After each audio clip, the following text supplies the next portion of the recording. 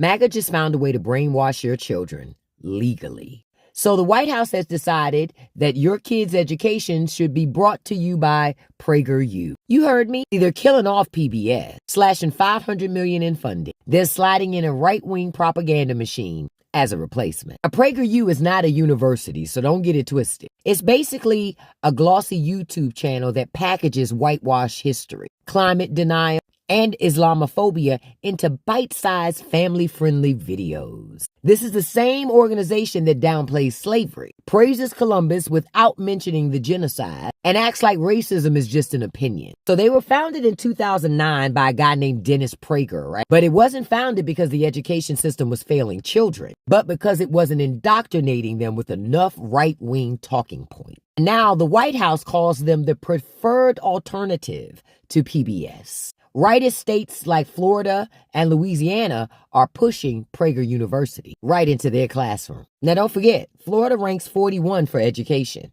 and Louisiana 42. Historians and educators are calling this what it is. It's hell. And they're not wrong, because when MAGA says replace history with the truth, what they really mean is bury anything that makes them uncomfortable. So this is the blueprint. Defund public education and replace it with propaganda. And then they're going to raise a generation that doesn't question authority. That's not patriotism. That's brainwashing with a flag sticker on it. You think I'm being dramatic. You just wait until your child come home and says to you, well, slavery wasn't that bad. For my unfiltered commentary, the stuff I can't say here without getting flagged, check out my Patreon. Because if we don't talk about this, they're going to rewrite history right up under our noses. I can't believe they cut funding to PBS Kids for this PragerU bullshit. Yeah, but what about slavery? You didn't deny that. Deny? No. Slavery is as old as time and has taken place in every corner of the world, even amongst the people I just left. Being taken as a slave is better than being killed, no? I don't see the... Slavery is better than death. They're going to put state propaganda to kids about this bullshit. They continue to try to diminish what they did during slavery. Slavery and indentured servitude are two totally different things. We're in the most Orwellian of times. They're going to water down slavery, teach alternative history. They already do this shit in Oklahoma about the 2020 election. This country is so fucking dog shit. Children, our founding fathers knew that slavery was evil and wrong. And they knew that it would do terrible harm to the nation. They wanted it to end, but their first priority was getting all 13 colonies to unite as one country. The southern colonies were dependent on slave labor, and they wouldn't have joined a union that had banned it. Are you okay with that? I'm certainly not okay with slavery, but the founding fathers made a compromise to achieve something great, the making of the United States. It was America that began the conversation that ended. But Leo is correct that big problems need to be approached very carefully. Have you kids heard of William Lloyd Garrison? No. Nope. He's an abolitionist like me. And he and I used to be friends, but we aren't any longer. We don't agree how to solve problems. William refuses all compromises, demands immediate change, and if he doesn't get what he wants, he likes to set things on fire. Sounds familiar. Sounds like you know the type. Yeah, we've got that type in our time. So, you're trying to work for... Frederick Douglass wouldn't say that. Probably Frederick Douglass's most famous speech is "What to the Slave is the 4th of July," which he gave on July 5th, 1852. And he was just basically very critical of our founding fathers and of America. You can pause to read this and pause to read this. There's no way that we can have this in classrooms, bro. If you want real history that's not watered down, go subscribe to my podcast, Redacted History. You know where to find it. Here in my time, no matter how hard we work, sadly, there is still often mistreatment and racial discrimination towards us Black Americans. We're really sorry that you have to deal with segregation and racism. Your sympathy is nice, Layla, but know that you have nothing to be sorry about. You and Leo have done nothing wrong and have indeed been quite respectful. Future generations are never responsible for the sins of the past. Okay, I'll keep doing my best to treat everyone well and won't feel guilty about historical stuff. Good. So which energy sources are known as unreliable?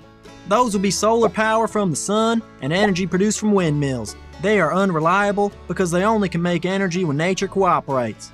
There's no sun at night, and not every day is sunny. Where I live, even on sunny days, most mornings are foggy and misty. Does your village get a lot of wind? Not really. Sometimes we have very nice, pleasant breeze, but it is very rarely windy. But Uncle Will, wind and solar are renewable forms of energy.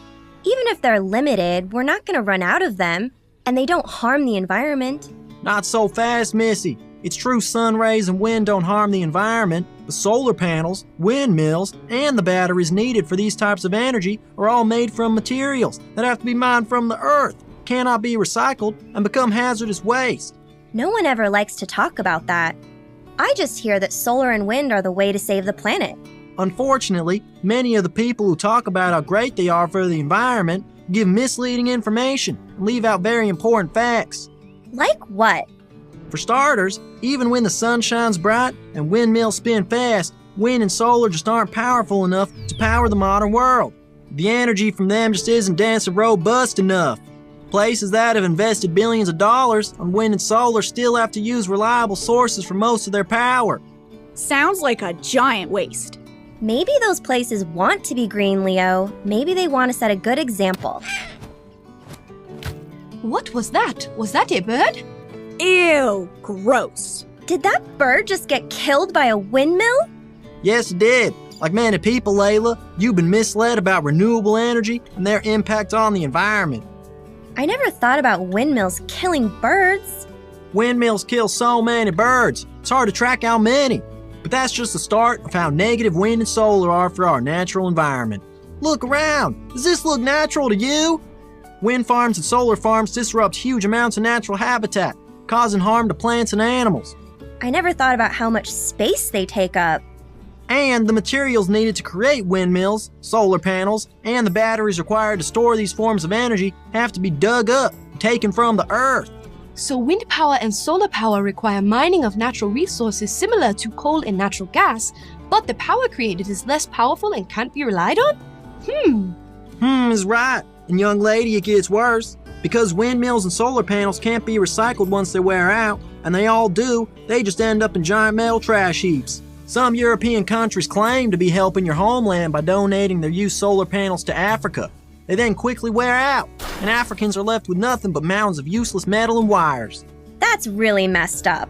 I do not want any more wind or solar energy coming to Africa.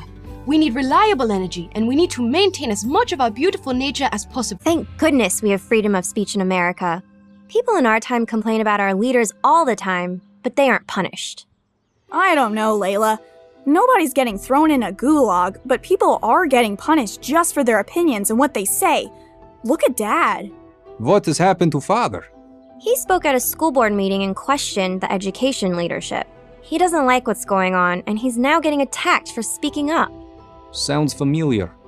All he said was that schools and parents should agree on what gets taught to us kids. And now people who didn't like what he said are saying bad things about him, trying to hurt his business and punish him and his family. Ah, I feared this. It was public meeting, right? Yes, a public meeting about our schools, and people recorded what he said, and now it's all over the news. Some people really like what he said, but it seems like more don't, and they're really loud. Ooh, sneaking in through schools. Government controls everything, even your children. Ooh. Hey, that's kind of what Dad was saying during his speech. He got really mad and said schools weren't respecting parents' rights. Then his microphone was turned off and he couldn't finish talking. Father is very brave. He is warrior for freedom. Why do you think they wouldn't let him speak? Let's let Ghost answer. Your education leaders are trying to silence Father for same reason Stalin threw me in Gulag. Ghost? Yes? Why did you really throw me in Gulag to be punished? Because I was afraid of losing control of my power. You were telling the truth, and I couldn't defend my bad leadership and bad ideas, so I had to shut you up.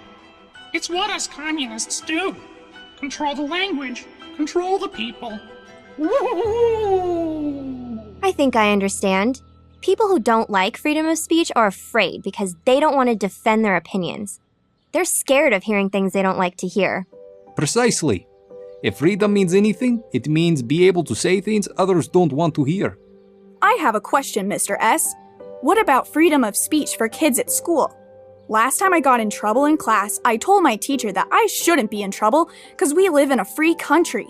She got really mad, and I got in even more trouble. Then my parents took her side. Leo, it is very important for Americans to love and cherish your freedom, because in world it is not common to be free. But it is also important to understand freedom does not mean that you are free from responsibility. When you are a student, you have a responsibility to respect your teacher and not be rude.